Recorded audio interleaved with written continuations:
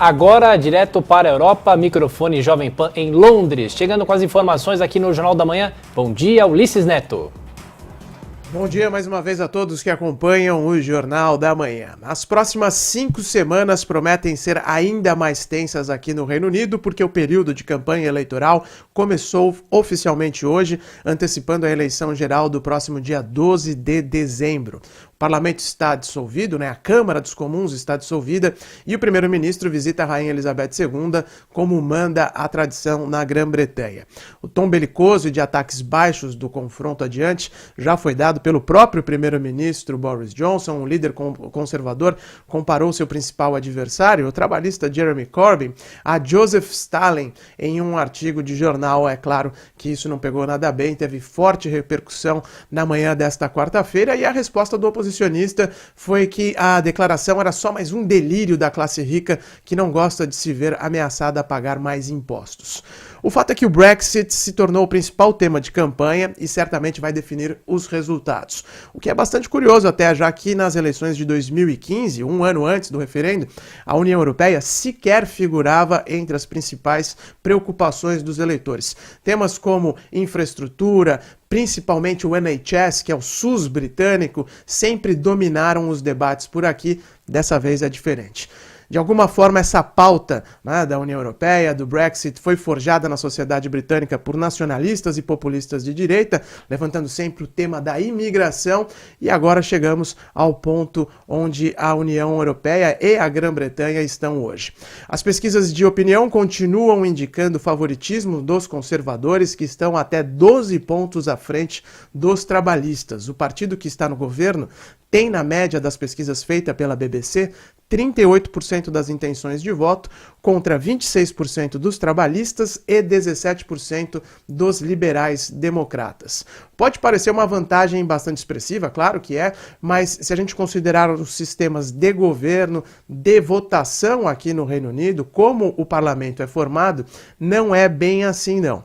Os números, por exemplo, das eleições de 2017 dão uma dica de como funcionam as coisas por aqui. Os conservadores, na ocasião, tiveram mais de 42% dos votos e, mesmo assim, não alcançaram maioria na Câmara dos Comuns, que tem 650 assentos, ou seja, para ter maioria são necessárias 326 cadeiras. São grandes as chances de que essa eleição, agora de dezembro, termine com um parlamento dividido, sem um vencedor claro, o que só vai colocar mais lenha na fogueira do Brexit, que segue cada vez mais difícil de ser apagada. Pois é, a eleição já está em curso, ou seja, a campanha já está em curso. O que é interessante, a campanha nas redes sociais realizadas pelo Partido Conservador e pelo Partido Trabalhista tem uma diferença que eu acho que é importante. Enquanto por parte dos conservadores, os conservadores têm feito uma celebração do Boris Johnson, do Brexit, das políticas públicas, com poucas referências ao Jeremy Corbyn, que é o adversário líder do Partido Trabalhista. Por outro lado, os trabalhistas têm feito, como parte estrutural da campanha, ataques sistemáticos contra Boris Johnson, portanto, contra o seu governo conservador. O grande desafio que os conservadores terão até o dia da votação, 12 de dezembro, é converter em voto esse apoio que vem sendo mostrado pelas pesquisas realizadas já há várias semanas, pesquisas essas que mostram um apoio majoritário dos eleitores com relação aos candidatos conservadores.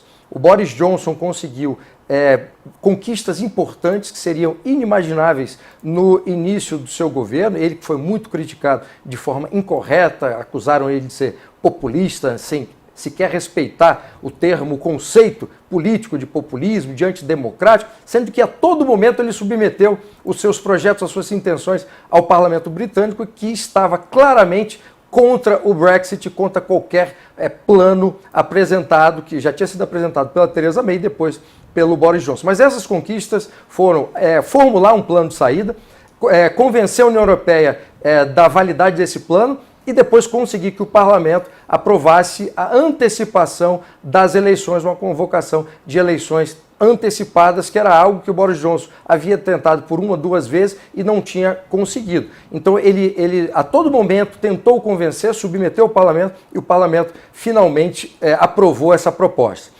Portanto, o Boris Johnson desenvolveu essa estratégia desde o início e agora o que ele quer, a sua intenção, obviamente, é conquistar a maioria das cadeiras do parlamento, conquistar pelo voto dos candidatos conservadores, que esses candidatos estejam alinhados com o seu plano do Brexit e com a sua agenda econômica. Se ele conseguir converter esse apoio em votos, aí então ele conseguirá, com maioria no parlamento, levar o Brexit adiante e também o seu plano, a sua agenda política e econômica. Se, por outro lado, os eleitores do Reino Unido optarem pelos trabalhistas, aí o Jeremy Corbyn poderá tocar a sua agenda e na semana passada ele já antecipou o que pretende fazer e que vai bagunçar completamente a política e a economia do Reino Unido, que seria uma das propostas, convocar um novo referendo para que os eleitores do Reino Unido pudessem decidir de novo se querem ou não sair da União Europeia, e também ele prometeu estatizar algumas coisas que hoje estão nas mãos da iniciativa privada. A tendência agora é dos conservadores vencerem as eleições, mas tendência é só uma hipótese. A campanha está em curso e está mais animada do que nunca, Thiago.